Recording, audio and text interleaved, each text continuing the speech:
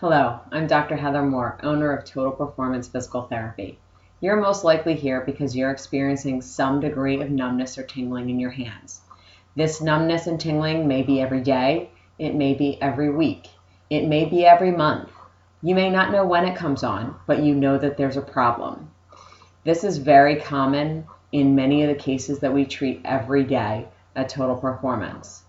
Most often we hear stories of numbness and tingling that started out in varying degrees, just in somebody's fingertips, just in the palm of their hand, and it traveled up the forearm, and it went all the way up into the shoulder.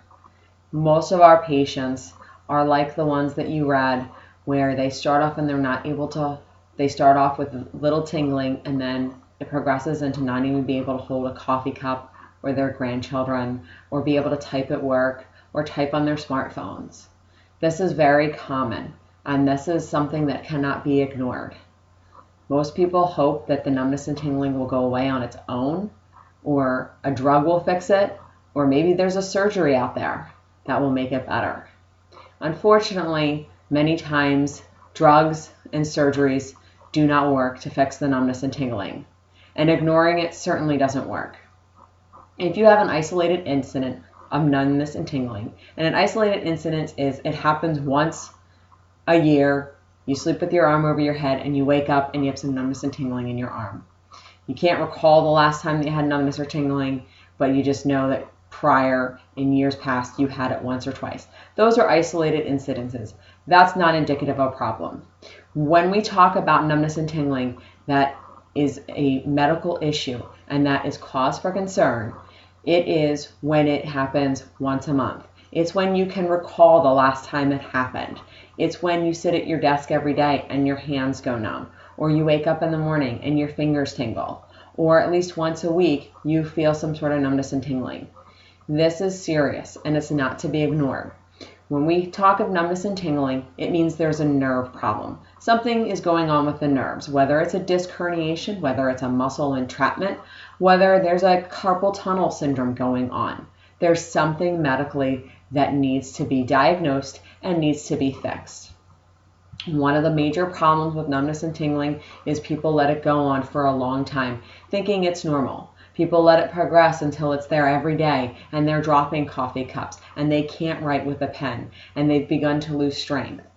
A lot of times many of these things are not reversible. Sometimes they are, but when it gets to this stage, it's a much longer and harder process to reverse everything. One of the things that you have to understand about numbness and tingling in your hands is that it can be coming from one source or from many sources. It can be coming from your neck, it can be coming from your elbow, it can be coming from your shoulder, or it can be coming from your hand, or a number of those places. It's important for you, once you determine that numbness and tingling is a part of your life, that you seek out medical attention sooner rather than later.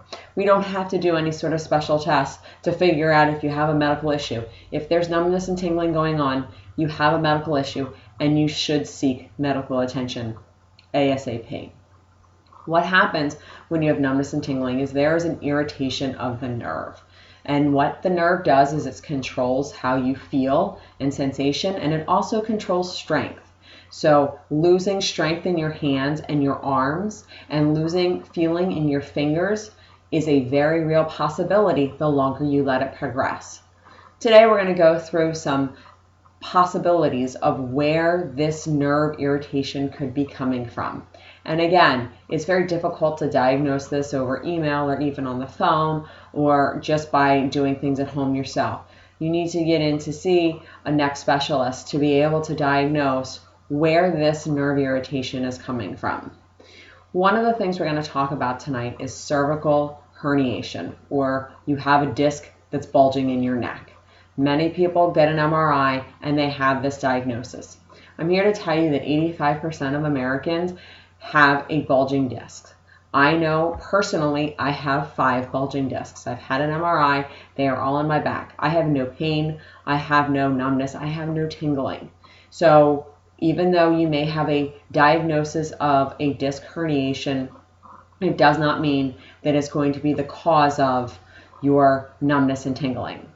In a cervical situation or in the neck, we call the neck the cervical region. So when we look at numbness and tingling in the fingers, one of the first place we start is we look at the neck. And I'm going to show you some pictures on an iPad because I cannot draw whatsoever. And we're going to go through what a normal disc looks like and what a herniated disc looks like. So here's a picture of what a normal disc will look like in a neck. So you're going to have your disc, which is the blue in the middle, and then you're going to have, this is your spinal cord, this is your healthy disc. If nothing is wrong with your disc, this is what it looks like. These are all the bones in your neck. This is, again, your spinal cord, okay? These bones are your cervical vertebrae, as we're called, or your neck bones. And you can touch basically the side of your neck and feel most of these bones going down the side. Now, these yellow things that are coming out of the side of the spinal cord are nerves. Now what happens is this nerve runs all the way down your arm. So it starts up here and it runs all the way down your arm. Now let's say that you have a herniation. If you have a cervical herniation, it's going to look like this. And it's going to be poking out the back and it's going to be pushing on that root. It's on that nerve.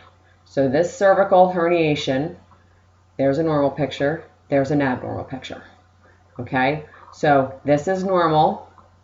All of the information is flowing from your neck, down your arm, down to your fingers. When this happens, there's a blockage up near the top. Now, just because that it's blocked or it's irritated up near the top, this could be a number of things. You could get numbness and tingling in your hands. You can get numbness and tingling in your shoulder. You can get nothing at all from this being herniated. That's one of the reasons that you may experience numbness and tingling in your fingers, is that nerve, as it comes out of the spine, gets irritated. Now, there are other reasons on why it can be irritated as it comes out of the shoulder. Okay, as this nerve root travels down the fingers, it goes through the shoulder.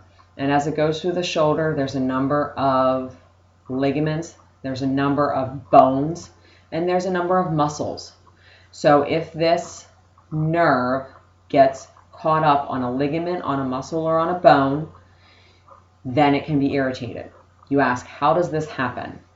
Well, many of us have a posture somewhat like this, or somewhat like this, where we're hunched over, we're looking at our phones, we're looking at our laptops. This posture causes the muscles to be reset, and it causes the muscles to be used differently. So when you're like this and you're hunched over, what happens is those nerves that are running through the muscles wind up getting irritated. They wind up being compressed as your body is hunched over. This compression, I often describe it as a violin being played. If these strings, which are the nerves, start getting rubbed on by the muscles, it's going to create numbness and tingling in your fingers. Now, it could be one finger, it could be all 5 fingers, it could be the fingertips, it could be the tops of the fingers, it could be the back of the palm. Again, this is where determining which nerve is being affected is very important. As the nerve travels down the arm, and the nerve is like a piece of dental floss, and it's a very thin and a very long string. So it can get caught up very easily on different tissues and different muscles and different ligaments. So the more we alter our posture and the more we sit incorrectly, the more likely it is that it's going to get hung up on something that is not correct or something that shouldn't be there. Another popular cause of numbness and tingling in the hands is carpal tunnel. And this is what most people, who, especially ones who sit at the computer, think of right away when they have numbness and tingling. Oh, I must have carpal tunnel. This can be a component of why you have numbness and tingling. It could be the whole reason that you have numbness and tingling. But what we need to do is figure out, is it the whole reason? And then we need to make some modifications so that it doesn't continue. Carpal tunnel can very easily lead to loss of strength. So you're not going to be able to sign your name. You're not going to be able to do the fine motor skills on your phone, on your computer. It is something that is not to be ignored. It is not simply, oh, I have carpal tunnel, just like, it's just like you stubbed your toe. You want to really pay attention to these things. And the sooner we catch them, the better the results are, the better the prognosis is, the quicker you can get healthier and get out of physical therapy, the quicker we can get you back to where you need to be. So when you're dealing with numbness and tingling, just because you work at a computer and you experience some of this, yes, it can be coming from the wrist. But there's a lot of different ways that your nerves can become irritated enough for them to be able to cause numbness and tingling. The way you sleep. There's a lot of different reasons.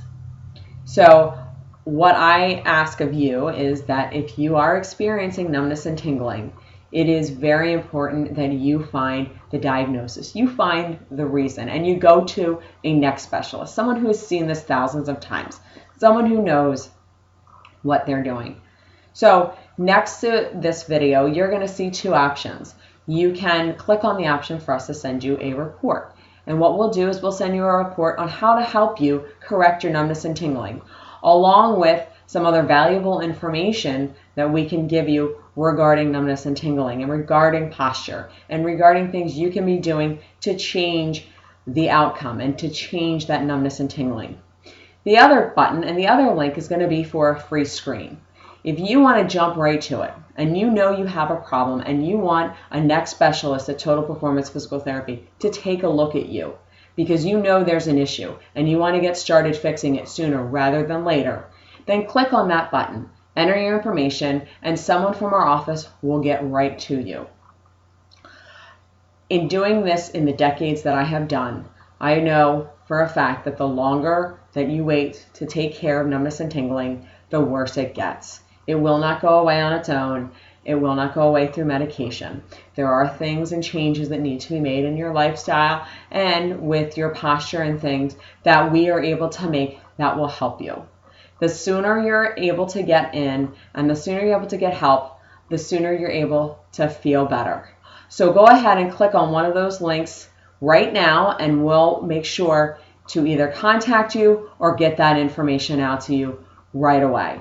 We have plenty of neck specialists here that are ready and available. You may also call our office at 215-997-9898 and told them Heather told you to call for a free screen for your neck because you're experiencing some numbness and tingling. We hope to hear from you soon.